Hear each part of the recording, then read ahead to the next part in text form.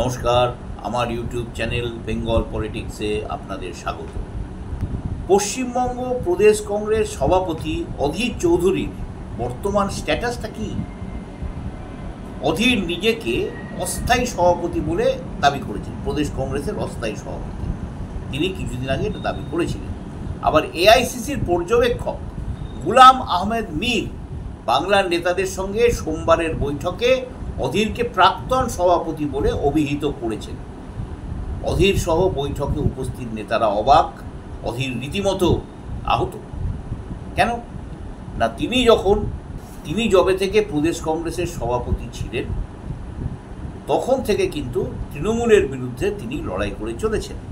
তবে কংগ্রেসের ব্যাপারটা হচ্ছে যে কংগ্রেস যে এখন কোন দিকে যেতে চাইছে সেটা কিন্তু খুব একটা ভালো বোঝা যাচ্ছে না।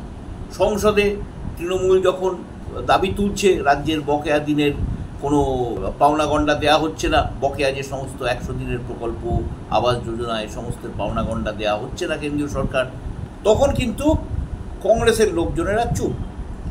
আবার অধীর যখন তৃণমূলের বিরুদ্ধে, মমতা বন্দ্যোপাধ্যায়ের বিরুদ্ধে বিষোদ্গার করছিলেন নির্বাচনের সময়, তখন কিন্তু কংগ্রেসের সভাপতি খার্গে তাকে বলেই দিয়েছিলেন যে তিনি যদি দলের প্রদেশ কংগ্রেসের লাইন মেনে চলতে না পারেন তাহলে যেন তিনি সরে দাঁড়ান, তিনি যেন বাইরে চলে যান।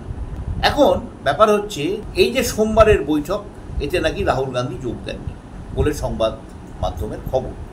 আবার মজা হচ্ছে, এখানে কিন্তু আগামী দিনের সভাপতি কে হবে, প্রদেশ কংগ্রেসের সভাপতি কে হচ্ছেন, সে ব্যাপারেও কিন্তু কোনো নির্দিষ্ট করে কিছু কংগ্রেসের নেতারা জানাতে পারেননি।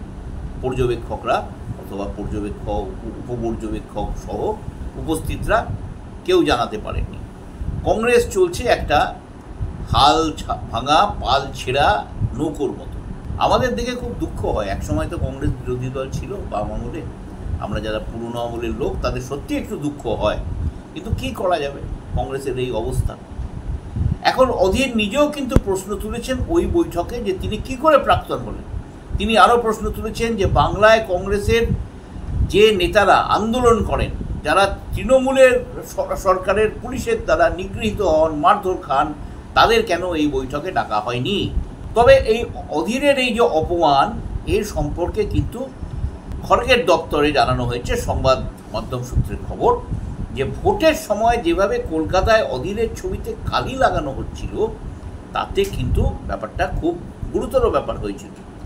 সভাপতির সম্মানের কথা ভেবে, অধীরের সম্মানের কথা ভেবে দল কিন্তু কোনো পদক্ষেপ তার বিরুদ্ধে সেই সময় নেয়নি, কিন্তু ঘটনাটি অত্যন্ত গুরুতর ছিল। এর আগেও মমতারকে আক্রমণের ঘটনায় অধীরের বিরুদ্ধে এআইসিসি কিন্তু রীতিমতো অধীরকে ভৎসনা করেছে। এবারে যেটা হচ্ছে যে অধীর এই ভৎসনার পরেই কিন্তু পদত্যাগপত্র পাঠান, এবং সেই পদত্যাগপত্র গৃহীত হয়েছে কিনা আজ পর্যন্ত সেটা অধীরের জানেনি, অথচ তাকে প্রাক্তন বলে দেওয়া হলো। অধীর আরও দাবি করেছেন এই বৈঠকে যে যেভাবে এই পর্যবেক্ষক এবং সহপর্যবেক্ষক বিপি সিং রাজ্যটাকে চালাচ্ছেন, মানে রাজ্যের এই কংগ্রেস দলটাকে চালাচ্ছেন, তারা কি রাজ্যটাকে আদৌ বোঝেন, আদৌ জানেন, এ প্রশ্ন তিনি তুলেছেন।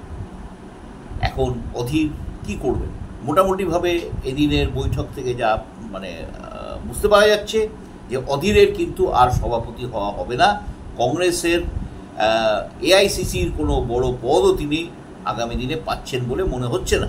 সুতরাং তাহলে তিনি কি করবেন? অধীর এদিকে কিন্তু ইতিমধ্যে কংগ্রেস এবং তৃণমূলের বন্ধুত্ব তিনি যে মানবেন না সেটা কিন্তু নিজের ফেসবুকে তিনি পোস্ট করে জানিয়ে দিয়েছেন। তিনি বলেছেন যে তৃণমূল আইএনডিআইএ জোটে থাকা সত্ত্বেও কংগ্রেস কর্মীদের ওপর অত্যাচার করে, তাদের পার্টি অফিস দখল করে, তাদের বিরুদ্ধে মিথ্যা মামলা দেয়, তাদের সঙ্গে তিনি চলতে পারবেন না, এই রাজনীতি তিনি মানতে পারবেন না। তাহলে অধীরের পক্ষে কংগ্রেসে থাকা মুশকিল। কংগ্রেস যদি তৃণমূলের সঙ্গে গাঁটছাড়া বেঁধে 2026-এর নির্বাচনে নামতে চায় অন্তত, তাহলে অধীরকে বিদায় নিতেই হবে, বা এআইসিসিকে অধীরকে বাদ দিয়েই কিন্তু কাউকে সভাপতি করতে হবে। কিন্তু তিনি কে, এই প্রশ্নের উত্তর কিন্তু এখনো পর্যন্ত পাওয়া যাচ্ছে না। তাহলে অধীর কি করবেন? এটাও আবার একটা লাখ টাকা দামের প্রশ্ন।